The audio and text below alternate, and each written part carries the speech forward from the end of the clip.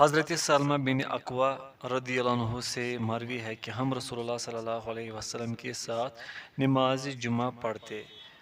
پھر ہم واپس جاتے اور اس وقت دیواروں کا سایہ نہیں ہوتا تھا۔ یہ روایت صحیح ہے ابو داود۔ کیا ان مکروہ اوقات سے مسجد حرام مستثنی ہے؟ جس حدیث سے ثابت کیا جاتا ہے کہ گزشتہ ذکر کردہ تین مکروہ اوقات سے مسجد حرام مستثنی ہے، وہ یہ ہے: حضرت جبیر بن مطعم رضی اللہ عنہ سے مروی ہے کہ رسول اللہ صلی اللہ علیہ وسلم نے فرمایا، اے عبد مناف کی اولاد، بیت اللہ کا طواف کرنے والے کسی شخص کو منع نہ کرو اور نہ کسی نماز پڑھنے والے کو نماز پڑھنے سے، خواہ وہ شب و روز کی کسی گھڑی میں یہ کام کرے۔ یہ روایت صحیح ہے، ترمذی، ابو داود وغیرہ۔ احمد، شافعی، اسحاق طحاوی رحمہم اللہ فرماتے ہیں مکہ میں مکروہ اوقات میں بھی نماز و طواف جائز ہے۔ صدیق حسن خان رحمۃ اللہ اسی کے قائل ہے۔ عبد الرحمن مبارک پوری رحمۃ اللہ یہی موقف رکھتے ہیں۔ جمہور کہتے ہیں کراہت کی جانب کو ترجیح دیتے ہوئے ممانعت کی احادیث پر عمل کرتے ہیں۔ ابو حنیفہ محمد ابو یوسف رحمہم اللہ اسی کے قائل ہیں۔ نووی رحمۃ اللہ فرماتے ہیں امت کا اجماع ہے کہ عصر کے بعد ممنوع اوقات میں ایسی نماز جس کا کوئی سبب نہ ہو مکروہ ہے، اور اس پر بھی امت کا اتفاق ہے کہ ان اوقات میں فرائض کی ادائیگی جائز ہے، لیکن ایسے نوافل کی ادائیگی میں اختلاف ہے جن کا کوئی سبب ہو، مثلا تحیۃ المسجد، سجود التلاوہ، سجدہ شکر، نماز عید، نماز کسوف اور نماز جنازہ وغیرہ۔ محمد صبی حسن حلاق فرماتے ہیں اس حدیث میں مذکورہ مکروہ اوقات میں نماز کے جواز کا ثبوت نہیں ہے، بلکہ اس میں تو عبد مناف کی اولاد کو صرف اتنا حکم ہے کہ وہ کسی بھی وقت بیت اللہ کا طواف یا نماز پڑھنے والے کو منع نہ کرے۔ البانی رحمۃ اللہ اسی کے قائل ہے اور مزید فرماتے ہیں کہ اس حدیث سے یہ نہ سمجھا جائے کہ ان اوقات میں نماز سے ممانعت بیت اللہ کے علاوہ ہے۔ راجہ شیخ البانی رحمۃ اللہ کا قول ہی راجہ معلوم ہوتا ہے، واللہ اعلم۔ عصر کے بعد 2 رکعتوں کی ادائیگی کا حکم۔ جس روایت میں ہے کہ نبی صلی اللہ علیہ وسلم نماز عصر کے بعد 2 رکعتیں پڑھتے تھے، وہ حضرت عائشہ رضی اللہ عنہا سے مروی ہے اور اس کے الفاظ یہ ہیں: میرے پاس رسول اللہ صلی اللہ علیہ وسلم نے عصر کے بعد 2 رکعتیں کبھی نہیں چھوڑے، بخاری۔ لیکن حضرت ام سلمہ رضی اللہ عنہا سے مروی روایت میں ہے کہ رسول اللہ صلی اللہ علیہ وسلم نے ان کے گھر میں بعد از نماز عصر صرف ایک مرتبہ 2 رکعتیں پڑھی، اور ایک دوسری روایت میں ہے کہ میں نے آپ صلی اللہ علیہ وسلم کو یہ 2 رکعتیں پڑھتے کبھی نہیں دیکھا، نہ اس سے پہلے نہ بعد میں۔ یہ روایت صحیح ہے، نسائی وغیرہ۔ ان احادیث کے درمیان تطبیق اس طرح دی گئی ہے کہ نافی کو راوی کے عدم علم پر محمول کیا جائے گا کہ اسے اس کی اطلاع نہیں ہوگی، اور مثبت کو نافی پر ترجیح دی جائے گی، جیسے کہ اصول میں یہ بات ثابت ہے۔ یہاں نبی صلی اللہ علیہ وسلم سے بعد از عصر 2 رکعتیں پڑھنا تو ثابت ہو گیا، لیکن گزشتہ روایت میں ہے کہ آپ صلی اللہ علیہ وسلم نے خود عصر کے بعد کوئی بھی نماز پڑھنا ممنوع قرار دیا ہے۔ ابن حزم رحمۃ اللہ فرماتے ہیں ممانعت کی احادیث منسوخ ہو چکی ہیں۔ ہمارے علم کے مطابق اس مسئلہ میں راجح بات یہ ہے کہ ممانعت کی احادیث منسوخ نہیں ہوئی، بلکہ وہ محکم ہیں، اور نبی صلی اللہ علیہ وسلم نے عصر کے بعد 2 رکعت نماز اس لیے ادا کی تھی کہ وفد عبدالقیس کے ساتھ مصروفیت کی وجہ سے آپ صلی اللہ علیہ وسلم ظہر کی 2 سنتیں نہیں پڑھ سکے تھے، لہٰذا آپ صلی اللہ علیہ وسلم نے وہ دو سنت عصر کے بعد ادا کر لی، جیسا کہ آپ صلی اللہ علیہ وسلم نے فرمایا، قبیلہ عبدالقیس کے لوگوں نے مجھے ظہر کے بعد کی 2 رکعتوں سے مشغول کر دیا، پس یہ وہی 2 رکعتیں ہیں۔ صحیح بخاری۔ اور آپ صلی اللہ علیہ وسلم کا یہ معمول تھا کہ جب بھی کوئی عمل کرتے بعد میں اس پر مداومت اختیار فرماتے، جیسے کہ حضرت عائشہ رضی اللہ عنہ سے مروی روایت میں ہے کہ آپ صلی اللہ علیہ وسلم جب بھی کوئی نماز ادا فرماتے تو اس پر مداومت اختیار فرماتے۔ صحیح مسلم۔ لہٰذا آپ صلی اللہ علیہ وسلم بعد میں بھی نماز عصر کے بعد یہ رکعتیں پڑھتے رہے۔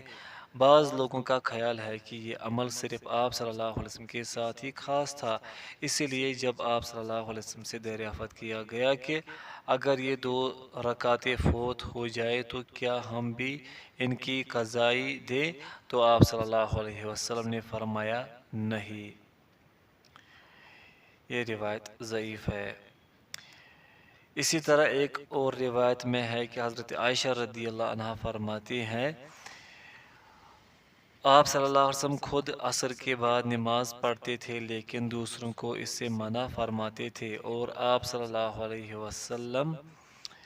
خود روزہ میں وصال فرماتے لیکن دوسروں کو منع کرتے۔ یہ بھی ضعیف ہے۔ ان روایت سے بظاہر یہی معلوم ہوتا ہے کہ کسی اور کے لیے ان اوقات میں نوافل ادا کرنا جائز نہیں۔ راجہ عصر کے بعد جب تک سورج بلند اور روشن ہو، یعنی ابھی زرد نہ ہوا ہو، کوئی بھی نماز ادا کرنا جائز ہے، خواہ فوت شدہ فرض نماز ہو یا سنت ہو یا نفل ہو یا نماز جنازہ ہو۔ اس کے دلائل حسب ذیل ہے۔ حضرت علی رضی اللہ عنہ سے مروی ہے کہ نبی صلی اللہ علیہ وسلم نے عصر کے بعد نماز پڑھنے سے منع کیا ہے، الا کہ اس صورت میں جائز ہے کہ سورج ابھی بلند ہو۔ یہ روایت صحیح ہے ابو داؤد۔ حضرت عمر رضی اللہ عنہ سے عصر کے بعد سورج زرد ہونے تک نفل پڑھنے کی اجازت ثابت ہے۔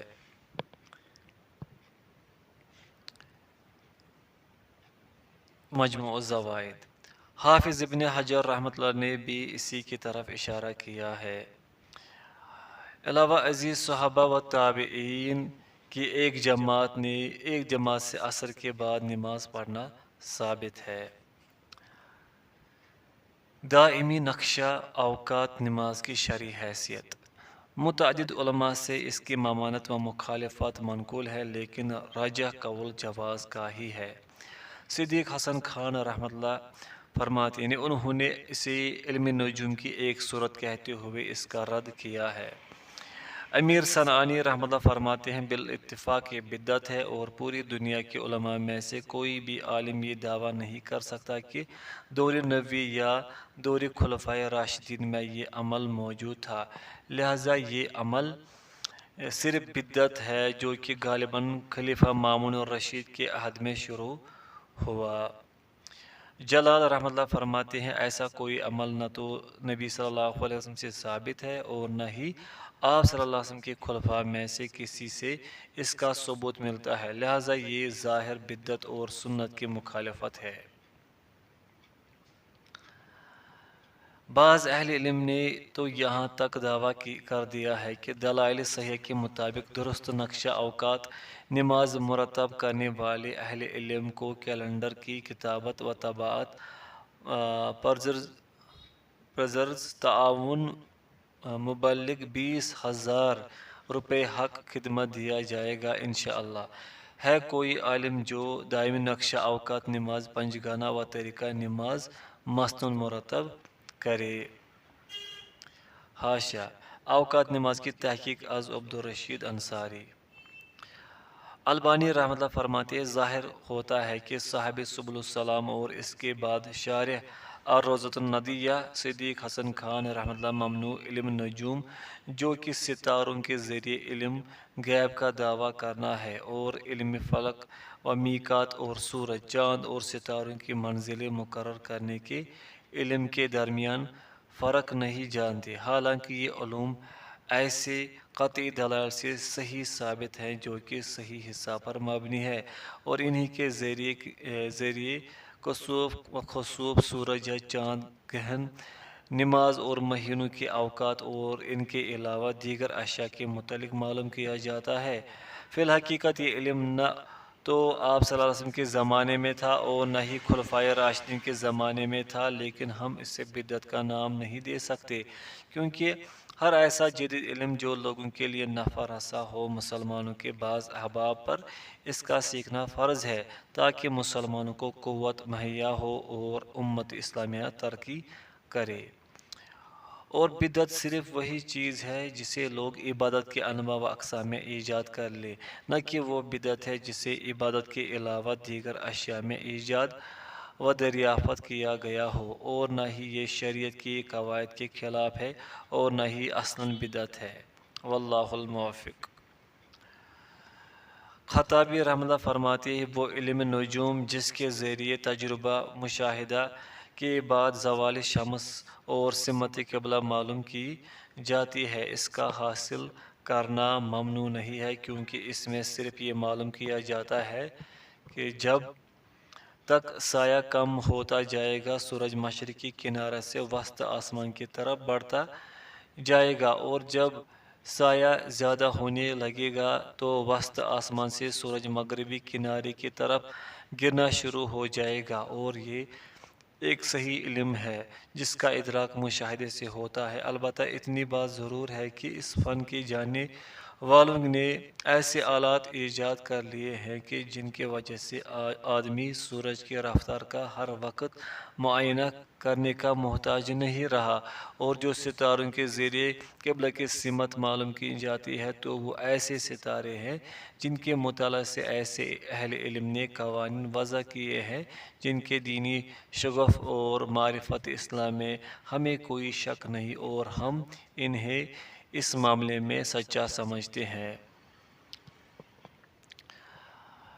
ابن تیمیہ رحمہ اللہ فرماتے ہیں، علم نجوم کی دو قسمیں ہیں۔ پہلی، ایسا علم جس کے ذریعے ماہ و سال کا تعین، کسوف و خسوف اور سمتوں کی معلومات حاصل کی جاتی ہے، وہ علم حیت ہے اور جائز ہے۔ دوسری، ایسا علم جس میں ستاروں کے ذریعے انسانی زندگی کی قسمت کا حال معلوم کیا جاتا ہے، وہ کفر و شرک ہے۔ راجح علم نجوم کی وہ قسم جسے جادوگر، کاہن اور نجومی اختیار کرتے ہوئے علم غیب، قسمت کا حال، گمشدہ اشیاء کا پتہ اور آئندہ حالات و واقعات کے علم کا دعویٰ کرتے ہیں، وہ بلا شک و شبہ ناجائز ہے۔ لیکن ایسا علم نجوم جسے دوسرے لفظوں میں علم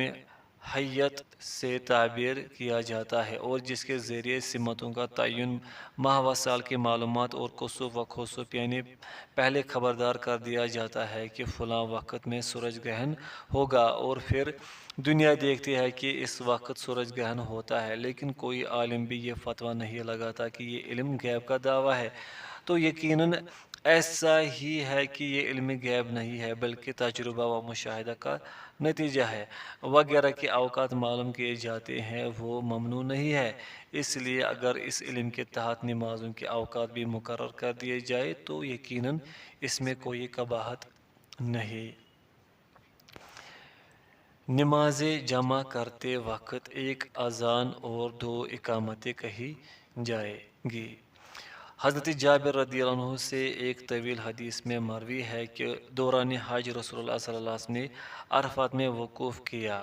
پھر کسی نے اذان دی، پھر اقامت کہی اور آپ صلی اللہ علیہ وسلم نماز ظہر ادا کی، پھر اقامت کہی اور آپ صلی اللہ علیہ وسلم نے نماز عصر ادا کی۔ صحیح مسلم۔ شوکانی رحمۃ اللہ یہی بات فرماتے ہیں، یہی بات راجح ہے۔ باب اذان کا بیان۔ لغوی وضاحت۔ لفظ اذان کا معنی اطلاع دینا اور خبردار کرنا ہے۔ باب اذن یؤذن تفعل اذان دینا، اور باب اذن یؤذن افعال آگاہ کرنا کے معنی میں مشتمل ہے، جیسے کہ قرآن مجید میں ہے وَأَذِّن فِي النَّاسِ بِالْحَجِّ سورة الحج آیت نمبر 27 وَأَذَانٌ مِّنَ اللَّهِ وَرَسُولِهِ سورة توبہ آیت نمبر 2 شرعی تعریف مخصوص الفاظ میں اوقات نماز سے آگاہ کرنا مشروعیت ارشاد باری تعالیٰ ہے کہ اور جب تم نماز کے لیے اذان دیتے ہو سورۃ المائدہ آیت نمبر 57 حدیث نبوی ہے کہ جب نماز کا وقت ہو جائے تو تمہیں خبردار کرنے کے لیے تم میں سے کوئی شخص اذان دے بخاری و مسلم اذان کی ابتدا حافظ ابن حجر رحمۃ اللہ نے فتح الباری میں ایسی تمام احادیث کے جن سے معلوم ہوتا ہے کہ اذان ہجرت سے پہلے مکہ میں ہی مشروع کر دی گئی تھی ذکر کرنے کے بعد فرمایا اور حق بات یہی ہے کہ ان احادیث میں سے کچھ بھی صحیح نہیں ہے امام ابن منذر رحمۃ اللہ نے بالجزم کہا ہے کہ آپ صلی اللہ علیہ وسلم مکہ میں فرضیت نماز سے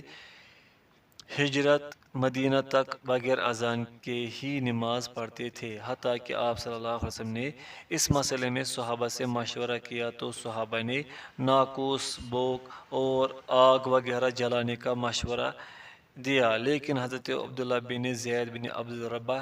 رضی اللہ عنہ نے اپنا خواب بیان کیا جس میں اذان کا ذکر تھا پھر حضرت عمر رضی اللہ عنہ نے بھی نبی صلی اللہ علیہ وسلم کے سامنے اسی طرح کا خواب دیکھنے کا ذکر کیا تو آپ صلی اللہ علیہ وسلم نے فرمایا اے بلال کھڑے ہو جاؤ اور نماز کے لیے اذان دو بخاری مسلم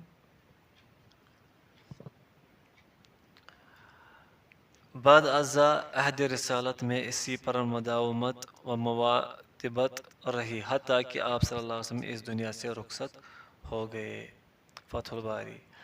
ہر آبادی والوں کے لیے مؤذن مقرر کرنا مشروع ہے اذان کے حکم میں علماء نے اختلاف کیا ہے احمد مالک رحمہ اللہ فرماتے ہیں اذان دینا واجب ہے ابو حنیفہ شافعی رحمہ اللہ فرماتے ہیں اذان دینا محض سنت و مستحب ہے نووی رحمہ اللہ فرماتے ہیں اذان دینا سنت ہے علاوہ ازیں بعض لوگوں نے اسے سنت موقدہ اور بعض نے فرض کفایہ قرار دیا ہے راجہ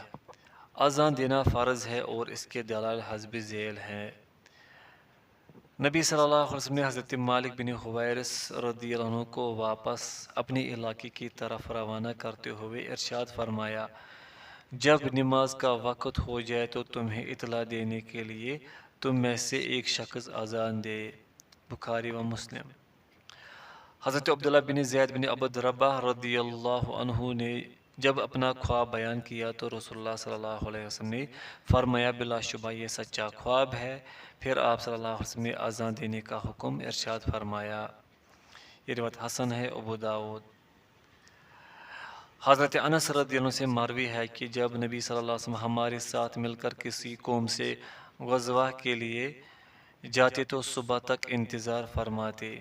اگر اذان سن لیتے تو ان پر حملے سے رک جاتے اور اگر نہ سنتے تو ان پر حملہ کر دیتے مسند احمد بخاری وغیرہ حدیث نبوی ہے کہ حضرت بلال رضی اللہ عنہ کو حکم دیا گیا کہ وہ دوہری اذان دے بخاری و مسلم ابن تیمیہ رحمہ اللہ فرماتے اذان دینا فرض ہے شوکانی رحمہ اللہ فرماتے اس کے وجوب میں کوئی تردد و شبہ نہیں اور اس کے دلائل روشن آفتاب کی طرح واضح ہے صدیق حسن خان رحمہ اللہ فرماتے ظاہر وجوب ہی ہے البانی رحمہ اللہ فرماتے برحق بات یہ ہے کہ اذان دینا فرض کفایہ ہے کیا صرف مکلف مرد کو مؤذن مقرر کیا جائے گا حضرت عثمان بن ابی العاص رضی اللہ عنہ سے مروی ہے کہ انہوں نے کہا اے اللہ کے رسول مجھے میری قوم کا امام بنا دیجیے تو آپ صلی اللہ علیہ وسلم نے فرمایا تو ان کا امام ہے ان میں کمزور ضعیف لوگوں کو خیال رکھنا اور مؤذن ایسے آدمی کو مقرر کر جو اذان کہنے کی اجرت نہ لے ابو داؤد وغیرہ بعض علماء نے مکلف کی قید اس لیے لگائی ہے کیونکہ اذان شرعی عبادت ہے جو کہ اس کے مکلف کے علاوہ کسی اور سے کافی نہیں ہوتی، لیکن یہ بات درست نہیں کیونکہ شریعت سے ایسا کوئی ثبوت نہیں ملتا، اور مرد اس لیے ضروری ہے کیونکہ ایام نبوت، دور صحابہ، دور تابعین اور دور تبع تابعین میں کبھی ایسا نہیں سنا گیا کہ مشروع اذان جو کہ اوقات نماز سے آگاہی اور نماز کی طرف پکار کا ایک ذریعہ ہے، کسی عورت نے کہی ہو۔ کیا عورت اذان کہہ سکتی ہے؟ امام نووی رحمہ اللہ رقم تراز ہے کہ اس مسئلے میں 3 اقوال ہے۔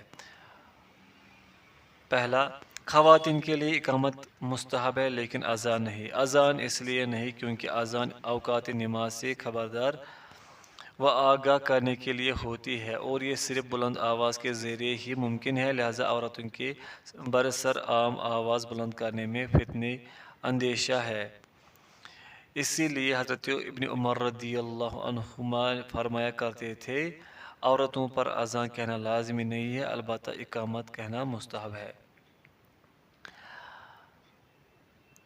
دوسرا قول، خواتین کے لیے اذان و اقامت دونوں ہی درست نہیں۔ اذان اس لیے نہیں جیسا کہ ابھی بتلایا گیا ہے، اور اقامت اس لیے نہیں کیونکہ یہ بھی اسی کے تابع ہے۔ تیسرا قول، اذان و اقامت دونوں مستحب ہے، جیسے کہ حضرت عائشہ رضی اللہ عنہا کے متعلق مروی ہے کہ وہ اذان دیا کرتی تھی اور اقامت بھی کہا کرتی تھی۔ المجموع۔ ابن حزم رحمہ اللہ فرماتے ہیں، عورتوں پر اذان و اقامت کہنا ضروری نہیں، لیکن اگر وہ اذان و اقامت کہتی ہیں تو بہتر ہے۔ اس کی دلیل یعنی ان پر عدم وجوب کی یہ ہے کہ رسول اللہ صلی اللہ علیہ وسلم نے اذان کا حکم صرف انہیں دیا ہے کہ جن پر جماعت میں آ کر نماز پڑھنا فرض کیا ہے، جیسے کہ ارشاد فرمایا، اور جنہیں یہ حکم دیا گیا ہے خواتین اس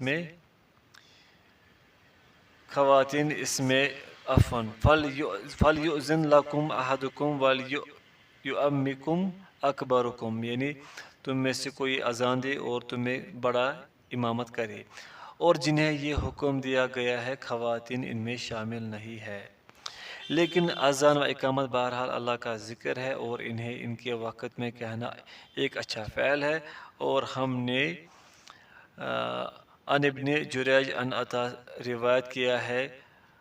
عورت اپنی ذات کے لیے اقامت کہہ سکتی ہے، اور امام طاؤس رحمۃ اللہ نے کہا ہے کہ حضرت ام المؤمنین عائشہ رضی اللہ عنہا اذان و اقامت دونوں کہتی تھی۔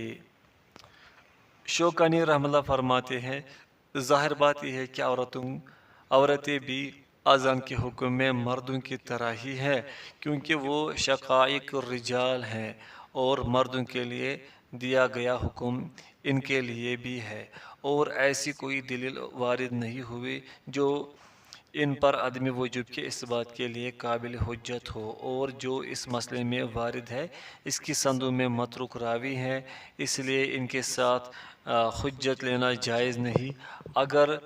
تو عورتوں کو اس مسئلے سے خارج کرنے کی کوئی صحیح دلیل مل جائے تو ٹھیک، ورنہ وہ مردوں کی طرح ہی ہے۔ ابن باز رحمۃ اللہ فرماتے ہیں، علماء کے اقوال میں سے صحیح ترین یہی ہے کہ عورتوں پر اذان دینا نہیں ہے۔ راجہ، مردوں کی طرح عورتوں کا مسجد میں اذان دینا تو بالکل جائز نہیں، اور نہ ہی ایسی جگہ پر اونچی آواز کے ساتھ اذان دینا درست ہے جہاں غیر محرم مردوں تک آواز پہنچنے کا امکان ہو۔ علاوہ ازیں اگر کسی الگ جگہ میں صرف خواتین کی مجلس یا اجتماع ہو اور غیر محرم مردوں تک آواز کے پہنچنے کا اندیشہ بھی نہ ہو تو ہلکی آواز سے عورت اذان دے سکتی ہے، واللہ اعلم، جیسے کہ حضرت عائشہ رضی اللہ عنہا کے عمل سے یہ بات ثابت ہوتی ہے۔ البانی رحمہ اللہ فرماتے یہ اور اس طرح کے آثار عمل کے لیے درست ہیں۔ مؤذن مصنون الفاظ میں اذان دے گا۔ حضرت عبداللہ بن زید بن عبد ربہ رضی اللہ عنہ کہتے ہیں کہ مجھے خواب میں ایک شخص ملا اور اس نے کہا کہ اذان اس طرح کہو، اللہ اکبر اللہ اکبر अल्लाहु अकबर, अल्लाहु अकबर, अशहदु अल्ला इलाहा इल्लल्लाह, अशहदु अल्ला इलाहा इल्लल्लाह, अशहदु अन्ना मुहम्मद रसूलुल्लाह, अशहदु अन्ना मुहम्मद रसूलुल्लाह, हय्या अलस सलाह, हय्या अलस सलाह, हय्या अलल फलाह, हय्या अलल फलाह, अल्लाहु अकबर, ला इलाहा इल्लल्लाह। फिर उसने कहा कि इकामत के वक़्त ये कहो अल्लाहु अकबर, अशहदु अल्ला इलाहा इल्लल्लाह, अशहदु अन्ना मुहम्मद रसूलुल्लाह, हय्या अलस सलाह, हय्या अलल फलाह, क़द क़ामतिस सलात, अल्लाहु अकबर, ला इलाहा इल्लल्लाह। हज़रत अब्दुल्ला रज़ियल्लाहु अन्हु कहते हैं कि सुबह के वक़्त जब ये ख्वाब मैंने रसूलुल्लाह सल्लल्लाहु अलैहि वसल्लम के सामने ज़िक्र किया तो आप सल्लल्लाहु अलैहि वसल्लम ने फरमाया बेशक इंशाअल्लाह ये ख्वाब सच्चा है। बाद अज़ान जब मेरे बतलाने पर हज़रत बिलाल रज़ियल्लाहु अन्हु अज़ान कह रहे थे तो हज़रत उमर रज़ियल्लाहु अन्हु अपने घर पर वो अज़ान सुनते ही अपनी चादर घसीटते हुए निकले और कह रहे थे ए अल्लाह के रसूल इस ज़ात की कसम जिसने आपको हक देकर मबूस फरमाया, बेशक मैंने भी इस तरह का ख्वाब देखा है जैसा कि उसे दिखाया गया है। इस पर रसूलुल्लाह सल्लल्लाहु अलैहि वसल्लम ने फरमाया फ़लिल्लाहिल हम्द, तारीफ़ सिर्फ अल्लाह ताला ही के लिए है। ये रिवायत सही है, अबू दाऊद वगैरह। अज़ान फ़जर में हय्या अलल फलाह के बाद 2 मरतबा अस्सलातु खैरुम मिनन नौम कहना मशरू है, जैसे कि मंदरजा झील अहादीस इस पर शाहिद है। हज़रत अनस रज़ियल्लाहु अन्हु से मरवी है कि सुन्नत है कि जब मुअज़्ज़िन सुबह की अज़ान में हय्या अलल फलाह कहे तो कहे अस्सलातु खैरुम मिनन नौम। ये रिवायत सही है, इब्न खुज़ैमा। हज़रत अबू महज़ूरा रज़ियल्लाहु अन्हु को नबी सल्लल्लाहु अलैहि वसल्लम ने अज़ान सिखाई और इसमें इरशाद फरमाया कि अगर सुबह की नमाज हो तो अज़ान के वक़्त ये कहो अस्सलातु खैरुम मिनन नौम, अस्सलातु खैरुम मिनन नौम। ये रिवायत सही है, अबू दाऊद। तरजीह वाली यानी दोहरी अज़ान मशरू है। तरजीह वाली अज़ान से मुराद ऐसी अज़ान है कि जिसमें कलमा शहादतैन को 2-2 मरतबा दोहराया गया हो। पहली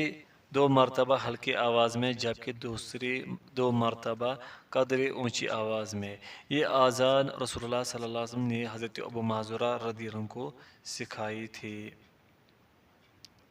सही मुस्लिम। जमहूर शाफ़ी अहमद मालिक रहिमहुमुल्लाह